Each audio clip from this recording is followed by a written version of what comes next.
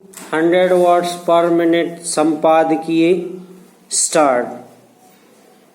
एक ऐसे समय में जब यूएन महासचिव अंतोनियो गुटेरेस चेतावनी दे रहे हैं कि 43 देशों के लगभग 5 करोड़ लोग भुखमरी से महज एक कदम दूर हैं, तब गेहूं निर्यात पर भारत की सशर्त रोक की बहुत आलोचना की जा रही है।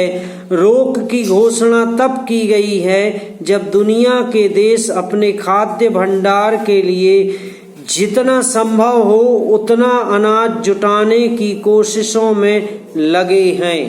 G7 देशों ने भारत के फैसले पर निराशा जताई है। भारतीय अर्थशास्त्री भी अमीर देशों की भाषा बोल रहे हैं। बीते अनेक दशकों से विश्व बैंक के प्रभाव में भारतीय अर्थशास्त्री हमारे खाद्य अधिग्रहण तंत्र की आलोचना करते आ रहे हैं, जबकि भारत साल दर साल आवश्यकता से अधिक गेहूं का उत्पादन करता आया है। अब उन्होंने यू टर्न ले लिया है और वे कह रहे हैं किसानों को और गेहूं उपजाना चाहिए ताकि हम निर्यात कर सकें।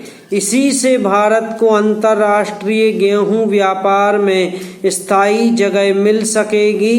रूस यूक्रेन युद्ध के कारण खाली जगह बन चुकी है। पैरा इससे पहले कि हम समझें कि गेहूं के निर्यात पर रोक क्यों जरूरी थी, यह देख लेना जरूरी है कि आज दुनिया के अमीर देश जिन मानवीय जिम्मेदारियों का हवाला देकर भारत की मलामत कर रहे हैं, वे कितने खोखले हैं। भारत का गेहूं निर्यात टारगेट 1 या 1.25 करोड़ टन से ज्यादा नहीं था। दुनिया को जितने खाद्य भंडार की जरूरत है उसकी इससे पूर्ति नहीं होने वाली थी। फिर भी अगर G7 देशों को गरीबों की इतनी ही चिंता है तो वे इथेनॉल और बायोडीजल के निर्माण के लिए अनाज और ताड़ के तेल की सप्लाई में 50% कटौती करके भुखमरी की समस्या को आसानी से हल कर सकते हैं। न्यू साइंटिस्ट मैगजीन का आकलन है कि आज अमेरिका 9 करोड़ टन अनाज का इस्तेमाल इथेनॉल के निर्माण में कर रहा है। वहीं यूरोपियन यूनियन 1.2 करोड़ टन गेहूं और मक्का से इथेनॉल बना रही है, लेकिन अमेरिका में बिकने वाले ईंधन में इथेनॉल का योगदान महज 6% है।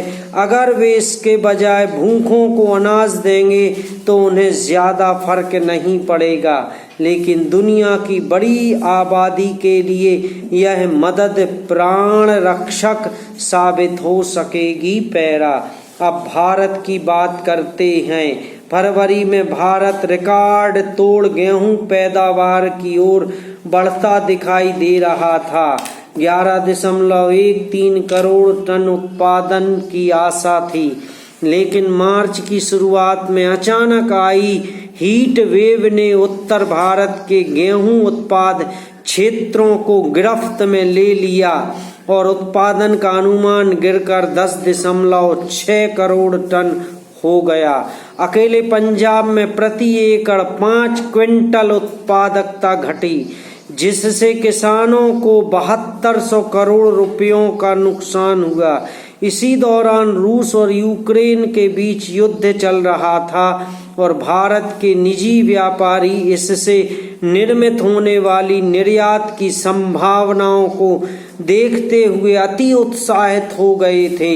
ऐसा लग रहा था कि भारत दुनिया का अन्नदाता साबित होगा। कुछ कंपनियों ने 2.1 करोड़ टन तक निर्यात की संभावना जताई।